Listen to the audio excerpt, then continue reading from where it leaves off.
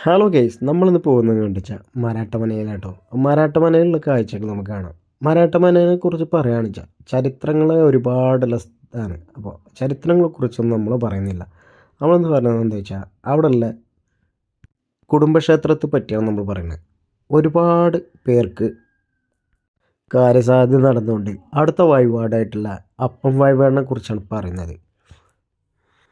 ഇവിടെ വന്ന് പ്രാർത്ഥിച്ച് നിങ്ങളുടെ മനസ്സിലുള്ള കാര്യം പറഞ്ഞ് കാര്യസാധ്യതയ്ക്ക് ശേഷം നമ്മൾ അപ്പം വഴിപാട് കഴിക്കാമെന്ന് പറഞ്ഞ് പോവുക.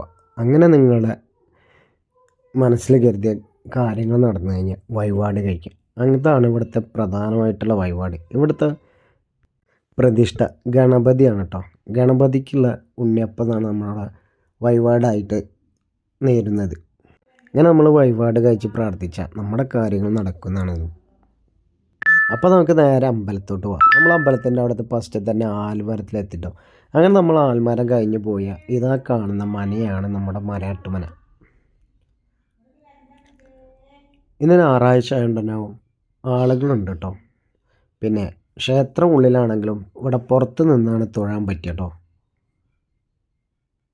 ക്ഷേത്രം അകത്താണ് കേട്ടോ.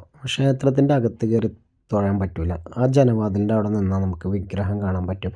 ഇവിടെ നിന്നിട്ട് നമ്മൾ തൊഴുന്നത് കേട്ടോ. ഇവിടെ തൊഴുതിന് ശേഷം നേരെ നമുക്ക് ശിവക്ഷേത്രം, ഇവിടെ തൊഴുതിന് ശേഷം ബാക്ക് സൈഡിലുള്ള ശിവക്ഷേത്രം ഉണ്ട്. അപ്പോൾ നമുക്ക് അങ്ങോട്ട് പോകാം കേട്ടോ. ഇതാണ് ഇവിടുത്തെ അമ്പലക്കുളം. അമ്പലക്കുളം നമുക്ക് വിശദമായിട്ട് വീണ്ടും അപ്പുറത്തെ സൈഡിൽ നിന്ന് കാണാം. അതിനുശേഷം ഇവിടെ പോകുമ്പോൾ നമുക്ക് നേരെ പോയി കഴിഞ്ഞാൽ ഇതാണ് ശിവക്ഷേത്രം വരുന്നത്. ഇവിടെയും തൊഴുത് കഴിഞ്ഞതിന് ശേഷം നമുക്ക് അവിടെ തൊട്ടപ്പുറത്ത് കാണുന്ന ഈ ആൽമരം കൂടി പ്രദർശനം വെച്ച് കഴിഞ്ഞാൽ നമ്മൾ പ്രദർശനം കഴിഞ്ഞു കേട്ടോ. ഇനി കുളവും മനയൊക്കെ കണ്ടതിന് ശേഷം നമുക്ക് പ്രസാദം വാങ്ങാൻ പോകണം കേട്ടോ. ഇതാണ് അമ്പലക്കുളം മന ഒന്നിച്ച് കാണുമ്പോൾ ഈ കുളവും ഇല്ലം വീടുകളൊക്കെ അത് കാണുമ്പോൾ മനസ്സിനൊരു പ്രത്യേക സുഖം തന്നെ കേട്ടോ. അപ്പോൾ നമുക്ക് നേരെ ഇനി പ്രസാദം വാങ്ങിക്കാൻ പോവാം കേട്ടോ. അങ്ങനെ പ്രസാദം വാങ്ങിട്ടോ. ഫോണ് കൈ പിടിക്കാൻ പറ്റാത്തതുകൊണ്ട് പ്രസാദം വാങ്ങണമെന്നില്ല കേട്ടോ. ഇതാണ് കേട്ടോ അവിടുത്തെ പ്രസാദം. പ്രസാദം ചന്ദനം പൂവല്ല കേട്ടോ. കൂട്ടത്തിൽ ശർക്കരയും തേങ്ങാപ്പൂളും ഉണ്ടാവും കേട്ടോ. ഗണപതി ഹോമം കഴിച്ചാൽ അതും ഉണ്ടാവും. അങ്ങനെ നമ്മുടെ ഇന്നത്തെ തൊയലും പ്രസാദം വാങ്ങലൊക്കെ കഴിഞ്ഞ് നമ്മൾ പോരാൻ കേട്ടോ. അപ്പോൾ നമ്മളിനി വേറെ സ്ഥലത്തിലേക്ക് പോകുമ്പോൾ അവിടുത്തെ വീഡിയോ ആയിട്ട് വരാം. ഓക്കെ.